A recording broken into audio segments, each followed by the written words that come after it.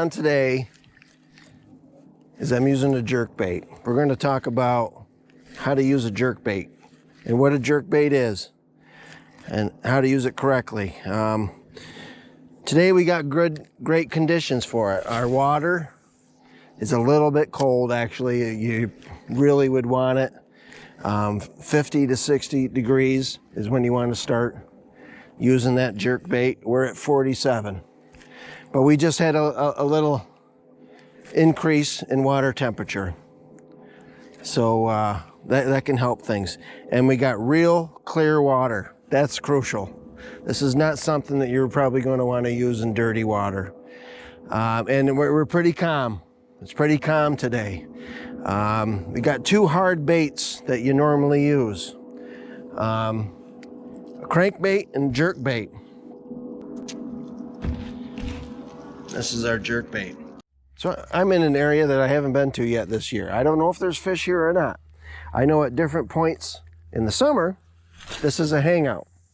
This is a spot where fish come. But I don't know if they're here yet. It's not very deep. So I'm using this jerkbait right now. I'm searching. Okay, and because we're early and we've got cold water, I know that the fish are going to be somewhat lethargic. They're not going to be real aggressive. So I'm going to jerk. I'm going to give it a couple of snaps. It's not a race to reel these things in, okay? Bing, bing. See how my line's somewhat slacked, if you can see it? You want to have slack in your line, I'm going to give it just a couple of snaps. Bing, bing, and let her set. Bing, bing, let it set. They're going to hit it on the pause, all right?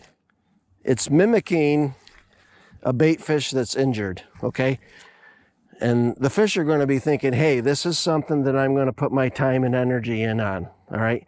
They're low. They're not eating a ton. They're ready to eat, but they're low on energy. They're coming out of hibernation, basically. They haven't really eaten a lot. They're not going to waste a ton of energy chasing one minnow all over the place.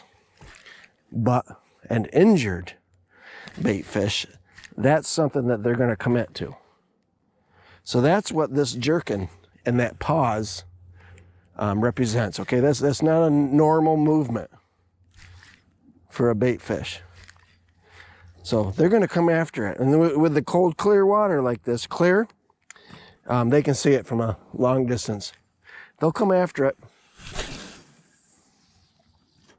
So that's what I'm doing right now. I'm looking for any kind of life. I'm looking for minnows. I'm looking for a fish. I got my polarized glasses on, okay? So I'm looking for anything swimming by. I mean, even a carp, anything.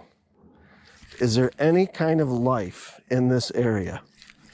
All right, that's what I'm doing now. And then the first sign that I see something, the first sign of life, now I start buckling down a little bit. Here we go, baby. Here we go. That's what I'm talking about. I got him barely hooked. Barely hooked. Okay, so he's just barely got it, but this is a brand new jerkbait. This bait, these hooks on this bait should be sharper than sharp. You know, but he was just nipping, man. He just coming up behind it, checking it out is all he was doing. He didn't whack it. It's right on the top of his head. This is decent. This is a decent one. Here you go. He's tired out now. Tired him out. Hey, you don't like me. You don't like me. I like him, though. I like you. I like you. Come here. I want to be friends. Come here. Give me a big hug. Nice. Oh my gosh. He's a little bit better than I thought. I like it when that happens, don't you? Look at that. That's a beauty right there, man. It's a great search bait. When I come into an area, you know, sometimes you pull into an area and you can see fish everywhere. And we know that they're there. And then other times, they know that we're there and they keep their distance. It seems like everything's barren, but there's fish all over the place. send that jerk bait out, and they'll follow it in. And now I can see, ooh, ooh, ooh, there we go. There we go. And then I can foul it up. I throw something out there that's a little bit slower, like a Cinco. Throw a Cinco out there, and they'll hit it. It's a great combination in the summertime, right in the heat of it. I'm on a flat. I don't see anything. I make a nice long cast, jerk, reel it in, jerk it in, and I can see if, I'm looking for dark spots behind my bait. That's all it is. I mean, you don't need to have a, crystal clear picture. I'm just looking for a dark spot, following that in. Ooh, ooh, that's something. That's something. I grab that Cinco immediately and cast it right out there and let that fall. They hit it, man. It's a perfect combo. I always try different rhythms. I know in the back of my mind that it's cold. So I'm going to want to make sure I give a nice pause, but I'm going to be trying different things. Right now, this rhythm that I got going on has been working for a couple days now. It's, bing, bing, bing. It's not the slowest. I'm not talking, I'm just sitting there. I'm bing, bing, bing, and then I give it a decent pause. That's about it. There's a decent amount of action here. So I'm trying different things with your cadence on your jerks, but you're going to want to try the best you can to have some slack, because when we got tight line, we're just pulling it, which isn't the worst thing in the world, but you're not getting everything out of the bait. Nope, there we go.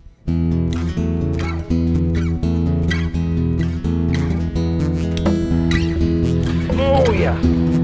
Oh, isn't nice?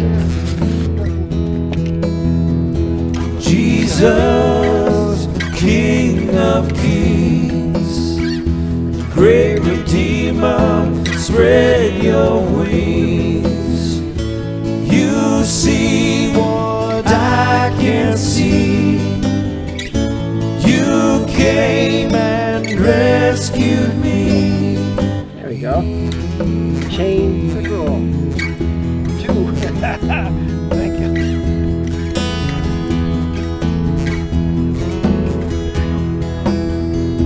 Jesus, risen Son, No. mighty, Holy One. Your blood set me free. You came and rescued me.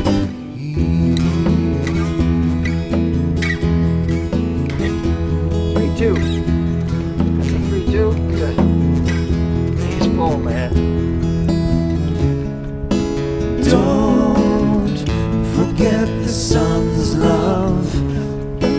Don't forget the sun's love. Don't Normal size. forget the sun's love.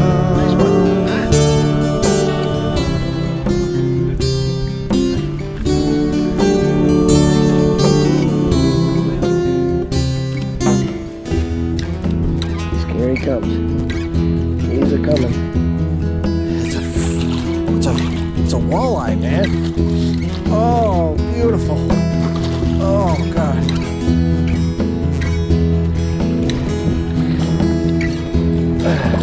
Oh, hey, come on. Look. Oh, beautiful walleye. Oh, jeez. Look at that. All right.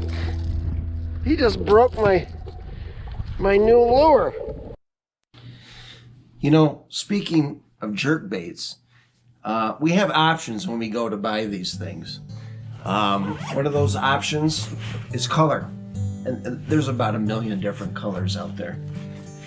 Another option is depth. On the front of the jerk baits, they have a bill.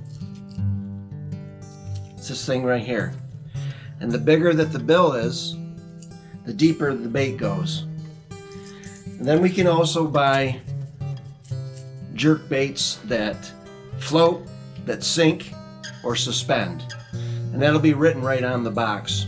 And that's in our action, right? We were hearing about a cadence. Well, we jerk it, and then in the pause, the bait will either rise, fall, or suspend. And these are our options when we're out jerking around. You know, and don't we jerk around sometimes in our Christian walks? You know, we know that we're supposed to be serving God with our lives, or our life has we have our own life's ministry, but we're just jerking around. You know what I mean by that, right? Like I'm dilly-dallying over here a little bit, and then I take about a year off. And then I dilly-dally over here for a little bit, and then I take 2 years off. You know, and just nothing ever seems to get done. Time goes by, and nothing ever happens. I'm jerking around. You know, I have a Christian life. That's my life from when I got saved until where I am now.